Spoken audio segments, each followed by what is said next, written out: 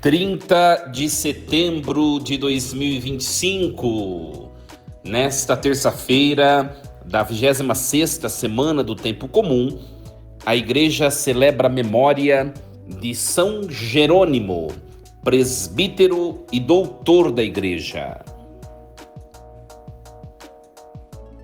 Meus queridos filhos e filhas, queridos ouvintes da Rádio Rainha da Paz, que alegria nos encontrarmos nesta tarde, nesta noite desta terça-feira. Louvado seja Deus, agora retomamos a nossa caminhada ordinária com esse programa Reflexão Diária. Estivemos aí numa jornada rezando os 40 dias, a quaresma de São Miguel Arcanjo, que finalizou ontem. E agora nós retomamos a nossa caminhada ordinária, meditando a vida dos santos, como também o texto bíblico que a igreja nos propõe, sempre como primeira leitura. Sintam-se todos bem acolhidos, vos acolho com a paz de nosso Senhor Jesus Cristo. Hoje nós celebramos São Jerônimo. Iniciemos este nosso programa em nome do Pai, e do Filho, e do Espírito Santo. Amém. Queridos, antes de nós proclamarmos o texto bíblico para refletirmos, é sempre importante passarmos um pouquinho pela vida do santo, né? Hoje nós celebramos São Jerônimo, foi um padre, né, um presbítero, e a igreja o coroou com o título de doutor, porque, deveras, São Jerônimo é muito importante para a vida estrutural teológico, bíblico-teológica da igreja, né? São Jerônimo nasceu mais ou menos no ano... por volta do ano de 347, tá? O que hoje seria a atual Croácia, né? E foi uma das mentes mais brilhantes e fervorosas do cristianismo primitivo. Então, viveu no século IV depois de Cristo. Uma época de intensos debates teológicos, uma grande efervescência cultural, né, gente? E em meio a esse barulho de sua época, São Jerônimo ele se emerge como um grande gigante intelectual e espiritual do seu tempo. Então, é muito importante para nós, tá? Desde jovenzinho, Jerônimo se dedicou aos estudos clássicos em Roma, tá? Lá em Roma ele adquiriu uma grande paixão pela literatura, pela retórica, teve uma experiência bonita de conversão. Quando ele se converte a Jesus Cristo, ele redireciona todo o seu talento para o serviço de Deus e da igreja. É muito bonito isso, né? Às vezes nós vemos tanta gente que se diz convertida ou se diz cristã, mas não coloca seus dons a serviço do reino de Deus, né? Então é questionável, né, se de fato aquela pessoa é convertida, né? E São Jerônimo, ele sente o seu chamado, um chamado irresistível para a vida ascética, né? Também o estudo das escrituras, ele também viveu no deserto da Síria, né? Enfim, um homem... Nós vemos na figura, eu enxergo Jerônimo assim, como um homem muito, muito austero, né? E se de fato ele não vivesse essa vida ascética, não vivesse essa austeridade, né, gente? Ele não teria feito toda a obra literária que ele fez, né? Hoje em dia a gente vê a rede social nos dispersa e nos distrai tanto, né, gente? A gente às vezes se pega olhando no Instagram, no Facebook... E a gente se perde tanto em tantas informações, às vezes irrelevantes, né? Coisas que não acrescentam em nada. Se Jerônimo não tivesse uma vida reclusa na sua interioridade, ele não teria feito o que ele fez, né? Não teria feito. Mas o que São Jerônimo fez? Que é isso que é o mais importante, né? São Jerônimo, minha gente, dedicou as últimas décadas da sua vida à tradução da Bíblia para o latim, tá? A obra de Jerônimo depois passou a ser conhecida como Vulgata. Então, ele pegou todos os textos em hebraico, aramaico do Antigo Testamento, pegou todos os textos gregos do Antigo e do Novo Testamento e traduziu toda a Bíblia para o latim. Olha só, se a gente pegar hoje em dia, será que a gente conseguiria fazer isso? Né? Será que a gente conseguiria fazer isso? Com rede social, com tanta dispersão que a gente tem nos dias de hoje? Então é para a gente refletir também, vendo a vida de São Jerônimo, um homem dedicado. Ele só conseguiu traduzir a Bíblia porque ele de fato se apartou do mundo, né, gente? Para a gente refletir se a gente não tem perdido muito tempo com coisas fúteis, né? Olhando a vida de São Jerônimo. Então, a tradução por latim ficou conhecida como Vulgata. Então, gravem esse nome, é importante esse conhecimento desse nome, né? São Jerônimo ele é considerado um dos 4 grandes doutores da Igreja Ocidental. Quais são os outros? Santo Ambrósio, Santo Agostinho e São Gregório Magno, né? E junto com Jerônimo, esses são os 4 grandes nomes e doutores da Igreja, né? São Jerônimo é patriarca ou patrono, né? Ou padroeiro, como queiram chamar, dos bibliotecários e também dos tradutores, né? É o patrono dos tradutores. A vida de Jerônimo, minha gente, foi um incansável estudo bíblico, né? Um testemunho de intimidade com a palavra de Deus, né? Combinou erudição acadêmica com uma profunda santidade pessoal, uma espiritualidade. Não é somente um estudo, vamos dizer assim, acadêmico sobre a Bíblia, né? Também um homem cheio de espiritualidade, né? E a sua obra, a Vulgata, transformou profundamente o cristianismo ocidental, né? Então, um grande exemplo. Por isso que nós celebramos hoje o último dia do mês da Bíblia, né? Por isso que a igreja no Brasil dedica setembro ao mês da Bíblia, porque setembro, hoje é o último dia de setembro, é coroado com a festa daquele que traduziu a Bíblia para o primeiro, né? Para o latim, né? Então, um grande nome que nos lembra os biblistas. Hoje rezemos por todos os biblistas, os teólogos, né? Que sejam fiéis à vontade de Deus, né? Então, podia falar muita coisa sobre Jerônimo, né? Mas o tempo é tão curto, né, gente? Não dá tempo da gente falar muito. Uma coisa é certa, nós precisamos aprender a estudar mais a Bíblia. Às vezes nós católicos nos vemos muito preguiçosos no estudo da Bíblia e da doutrina da igreja. É muito mais cômodo eu participar da igreja somente para beber da sua espiritualidade pronta, né? E tem muita gente que vive e se fundamenta somente numa espiritualidade sensacionalista. Aí eu vou na igreja, eu gosto de ir na missa de tal padre, porque eu me sinto bem, porque eu gosto de rezar, porque eu divago, eu viajo, os meus sentimentos, eu choro, eu não sei o que. Tá, mas o quanto você conhece da Bíblia e da doutrina da igreja? Eu não conheço nada. Então a sua caminhada de igreja é rasa, é superficial. Mas eu sou uma pessoa que ora, eu sou uma pessoa que tem intimidade com Deus. Tá bom, mas minha gente, mas a intimidade com Deus, ela sugere um aprofundamento no conhecimento de Deus. Santo Agostinho vai dizer isso, né? Ninguém ama profundamente o que não conhece profundamente. A partir do que eu conheço, eu de fato me decido a amar, aí eu amo de verdade. Então, São Jerônimo, ele nos sugere exatamente a busca desse conhecimento para podermos amar mais a Deus. E é muito gostoso, gente, entender a Bíblia. Nós precisamos tirar da nossa mente, da nossa consciência, aquilo que perpassou por muito tempo na Igreja Católica. A Bíblia é para os padres, a Bíblia é para os pastores da igreja, os bispos. Não, a Bíblia é para todo cristão, e todo cristão tem condição de entender um pouco mais. Claro, Você não vai ser um exegeta, se você não quiser, né? Porque hoje em dia os estudos estão abertos para quem quiser estudar, né? É muito, muito bonito ver tantos leigos que fazem pós-graduação em áreas teológicas, às vezes até bíblicas ou litúrgicas.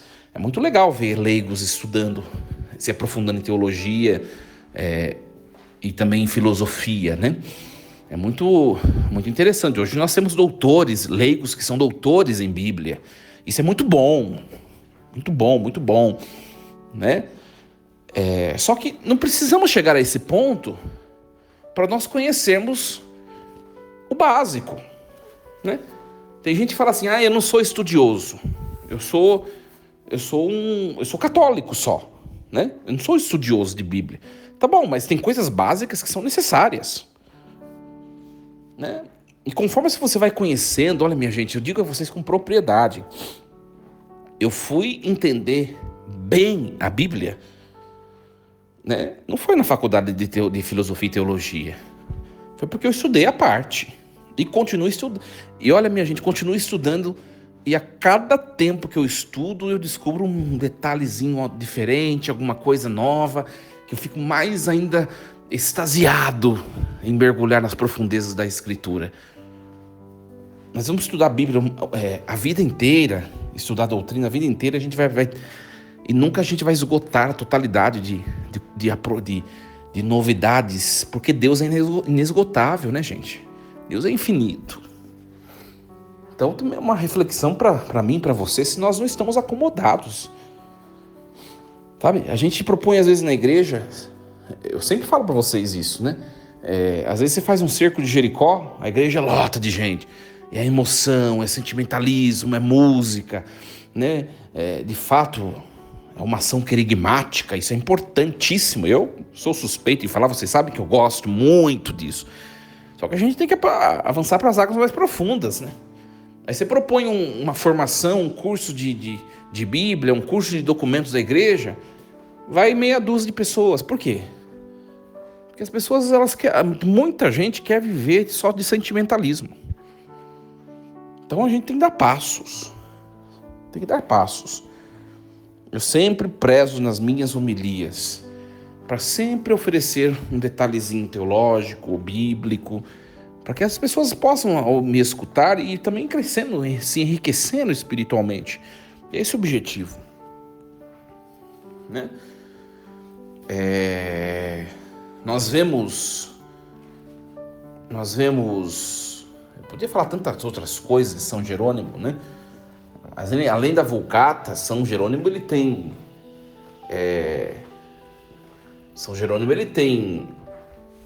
outros textos, né? Ele tem a biografia dos apóstolos. Eu agora me esqueci o nome da obra que São Jerônimo escreveu, a vida dos apóstolos, né? Agora eu não vou me recordar aqui, mas é muito bacana. Nesse texto de Jerônimo que nós temos o dado de que Pedro morreu crucificado e pediu para virar a cruz de ponta cabeça para baixo. É nesse texto de Jerônimo, por exemplo, né? Então, muito, muito importante esse santo para a tradição bíblico-teológica da igreja, né? Pensamos hoje a sua intercessão. Muito bem, e hoje também é o dia da morte de Santa Teresinha, né? Claro que a igreja São Jerônimo, como eu falei para vocês, junto de Santo Agostinho, Santo Ambrósio e São Gregório Magno, são os 4 grandes santos da igreja, né? Então, seria hoje a data da celebração de Santa Teresinha, do Menino Jesus, mas São Jerônimo é mais forte. Eu brinco assim sempre, né? Por isso que a igreja colocou um dia no dia seguinte, um dia depois, porque o santo é sempre celebrado no dia da sua morte, né? Mas Santa Teresinha veio depois de Jerônimo, então ela ficou no dia seguinte. Mas hoje também pensamos na intercessão por ela, né? Para também Santa Teresinha interceda por nós, né? Muito bem, queridos. Então vamos seguir nosso programa, proclamar a leitura que a igreja nos propõe hoje e refletir sobre ela. Leitura da profecia de Zacarias, capítulo 8, versículos do 20 ao 23. Isto diz o Senhor dos Exércitos: virão ainda povos e habitantes de cidades grandes, dizendo os habitantes de uma para os de outra cidade: vamos orar na presença do Senhor, vamos visitar o Senhor dos Exércitos. Eu irei também. Virão muitos povos e nações fortes visitar o Senhor dos Exércitos e orar na presença do Senhor. Isto diz o Senhor dos Exércitos: naqueles dias 10 homens de todas as línguas faladas entre as nações vão segurar pelas bordas da roupa um homem de Judá, dizendo: nós iremos convosco, porque ouvimos dizer que Deus está convosco. Palavra do Senhor. Graças a Deus. Muito bem, queridos. Nós estamos acompanhando o livro de Zacarias. É sempre importante nós lembrarmos isso, eu sempre falo para vocês. Os textos bíblicos, cada um deles é localizado em um período histórico do antigo povo de Deus, tá? Os textos do Antigo Testamento, né? E Esdras, Neemias, Ageu, Zacarias, são textos que refletem a realidade do povo de Judá depois do exílio da Babilônia, tá? Então esse é o período histórico em que nós estamos junto do profeta Zacarias hoje, né? Então Zacarias é um profeta, é um dos profetas menores do Antigo Testamento, escrito após o exílio, por volta do ano 520, 518 a.C., tá?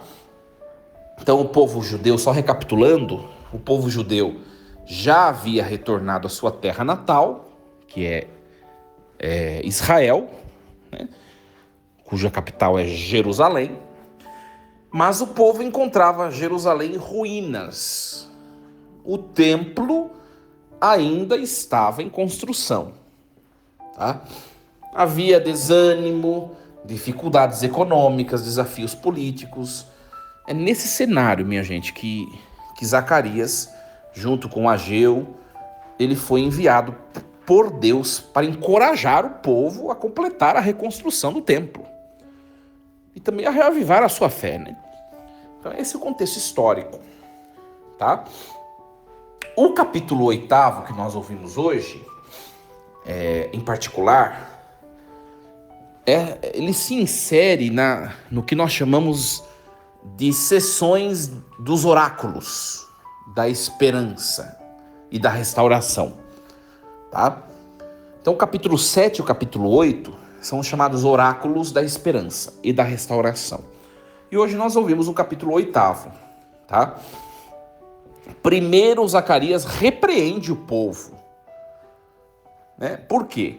Porque o povo estava fazendo jejuns e práticas religiosas totalmente vazias, tá?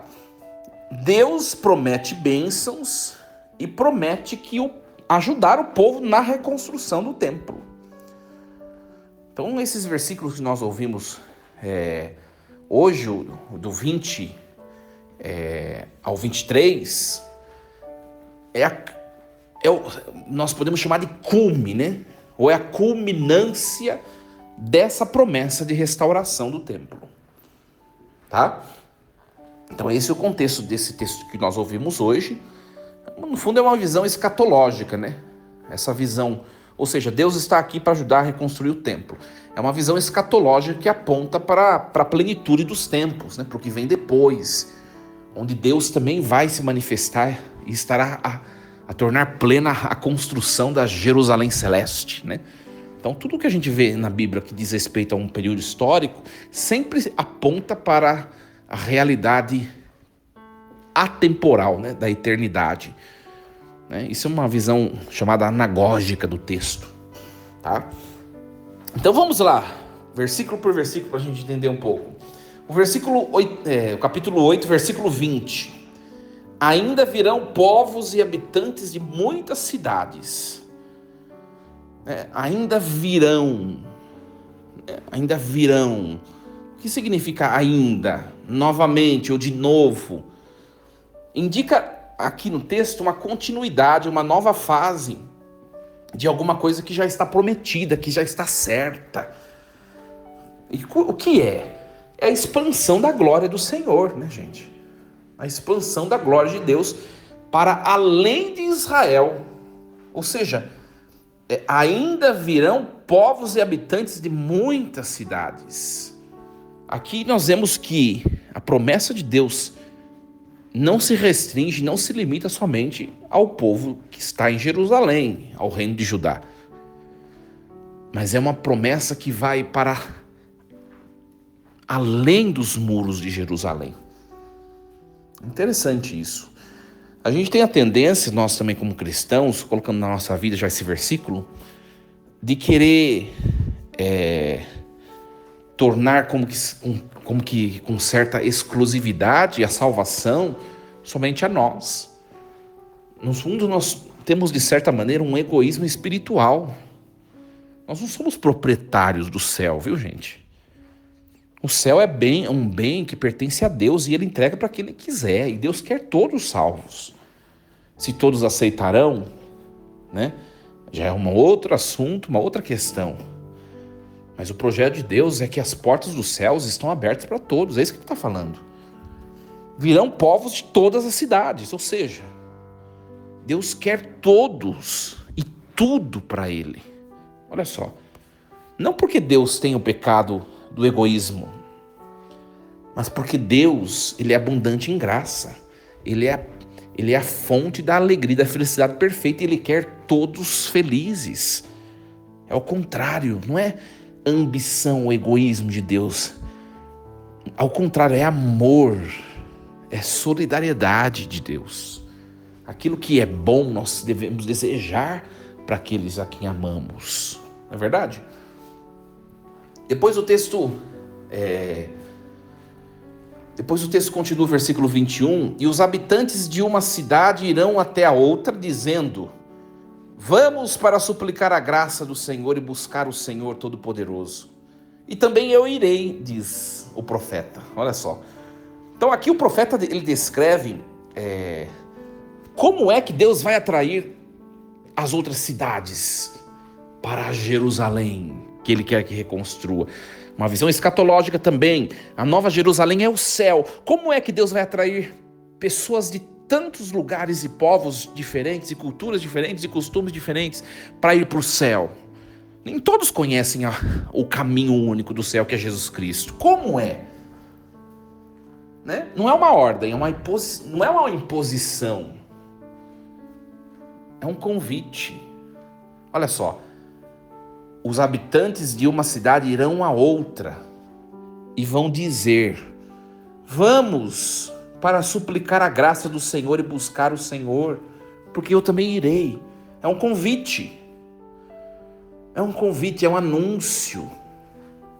Aqui é a questão da evangelização. Minha gente, nós precisamos aprender a evangelizar. Às vezes nós pensamos que temos longos anos de igreja que nós sabemos fazer, e às vezes nós fazemos errado. Tem muita gente que tem longos anos de caminhada de igreja e são pessoas insuportáveis. Os outros olham para aquela pessoa, os outros não têm vontade de ser católicos. Desculpa me dizer, ser franco. Nós precisamos evangelizar as pessoas e mostrar que nós somos felizes, plenos, realizados humanamente, sendo e pertencendo a Deus. Esse é o melhor modo de evangelizar. A nossa vida, a nossa alegria, o nosso jeito de ser, o nosso jeito de tratar o próximo, o nosso jeito de lidar com as dificuldades da vida, de reagir, isso deve ser instrumento de evangelização. As nossas atitudes, né? Às vezes a gente olha as pessoas e fala assim: eu ir para a igreja para ser o que essa pessoa é, prefiro ficar sem ir. Tem muita gente que é contra testemunho e acontece desse jeito, gente. E aí a pessoa vai na igreja, tudo, ela quer que a pessoa lá da família dela vá também, e ela fica insistindo, fica uma pessoa chata, que fica pegando no pé. Não é desse jeito que se anuncia.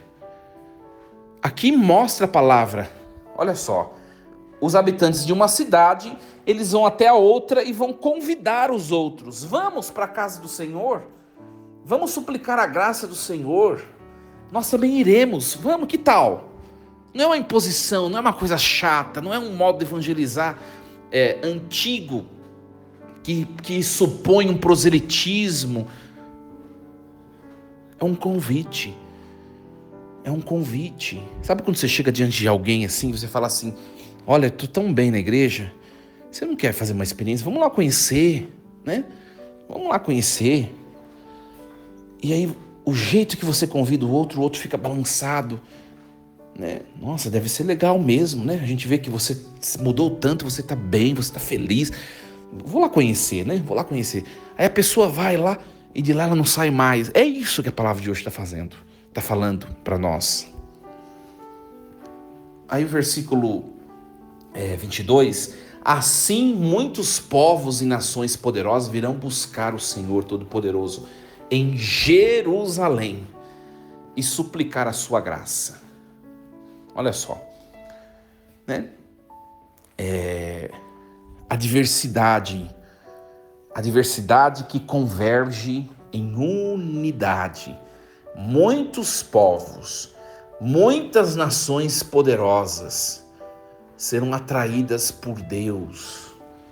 Olha só, minha gente, Deus, Ele faz superar, transcender as barreiras culturais, políticas, as barreiras no que diz respeito ao poder. Nós precisamos aprender muito isso ainda com a palavra de Deus, né? Nós somos muito divisores. Nós somos divisores. Preconceituosos muitas vezes. Eu cheguei ontem da Itália, né? Tive a graça de concelebrar com o Santo Padre, o Papa Leão. Muito emocionante, gente. Concelebrar com um Papa é um momento único na minha vida. Foi um momento único. E eu percebi a beleza da Igreja Católica estando lá em Roma, né? Tinha padres das diversas nações do mundo lá concelebrando. E nos foi dado um encarte, né? Um livreto com a missa inteirinha nesse livreto.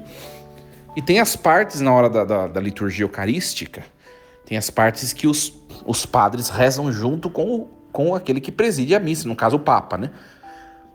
Foi muito bonito, padres de diversas nações, todos rezando, claro, na concelebração, foi em italiano, né? Mas em outros momentos, teve o Angelus, teve outros momentos que foi em latim, todo mundo rezando a mesma língua, a mesma oração, a mesma tradução, né?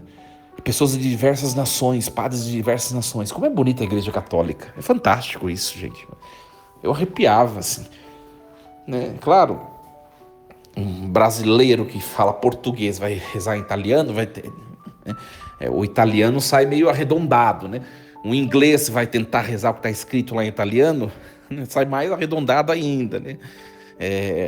Aí tinha padres de lugares orientais, né? Enfim, muito legal, gente. É isso que é a igreja. É isso que é a igreja. Depois, o versículo 23, assim diz o Senhor Todo-Poderoso, naqueles dias 10 homens de todas as línguas das nações agarrarão o judeu pela orla do manto e dirão: nós queremos ir convosco, pois ouvimos dizer que Deus está convosco. Olha que testemunho fantástico. Ou seja, o jeito que você convidou o outro, convenceu o outro vai dizer a você: tá bom, eu vou lá, eu quero conhecer. Enquanto nós não ouvirmos esse tipo de palavra nos nossos ouvidos, nós não podemos levar a certeza que estamos evangelizando bem. Minha gente, é muito gratificante partilhando com vocês, né? Não é questão de soberba ou de presunção, né? Nada disso, é só uma questão de partilha. Eu escutei, antes de viajar, veio uma pessoa, um senhor confessar, e ele me confessou, aliás, tem aparecido toda semana de atendimento, sempre aparece uma pessoa que estava longe da igreja por anos e está retornando. Está acontecendo um fenômeno de retorno para a igreja muito grande, isso é muito, muito bacana, isso é muito bom. E esse senhor, ele falou: padre, eu estou voltando para a igreja porque eu vim numa missa do Senhor, e a palavra, a pregação do Senhor foi como uma flechada na minha alma, e eu não consigo mais parar de deixar de vir aqui todo fim de semana. Gente, como isso é emocionante. Não para a gente se gabar ou se ensoberbecer. Não é isso, né? A gente não pode encarar desse jeito. Mas é gratificante nós sabermos que o jeito que nós estamos fazendo está no caminho certo. Por uma pessoa vale a pena. Nem que 1000 estejam a criticar, por uma vale a pena. Mas enquanto nós não ouvimos isso, esse tipo de feedback, nós precisamos sempre nos autocriticar se nós estamos vivendo bem de maneira cristã. Se nós estamos sendo testemunhos de Jesus. Nossa, a palavra de hoje é fantástica, fantástica. O exemplo, o jeito que se convidou as cidades, acabou por atrair as cidades a Jerusalém. É fantástico. E eu vou dizer uma coisa que eu penso, gente. Aqui o texto está sugerindo o quê? As cidades estão indo para Jerusalém, ou seja, Jerusalém está atraindo a todos. Você mede o quanto a sua palavra está sendo eficaz, né? Pelo quanto de pessoas que estão em sua volta. Infelizmente ou felizmente, isso é um termômetro. Isso é um termômetro. É uma pena que muitos padres não percebem isso, né? Você vê a igreja do seu irmão lotada de gente, e você vê a sua igreja com evasão de fiéis, se esvaziando. Você tem que refletir, né? Pô, seja reflexivo. Ou o outro está fazendo coisa que facilita a vida do povo e o povo está sendo ludibriado, ou você está deixando a desejar. Tem que ter criticidade. Eu, graças a Deus, claro, tem muitos defeitos e tem muitos pontos no meu ministério sacerdotal que eu preciso me dedicar um pouco mais para aperfeiçoar tal coisa. Mas graças a Deus, eu comecei meu ministério sacerdotal na paróquia São Francisco de Assis, em Várzea Paulista.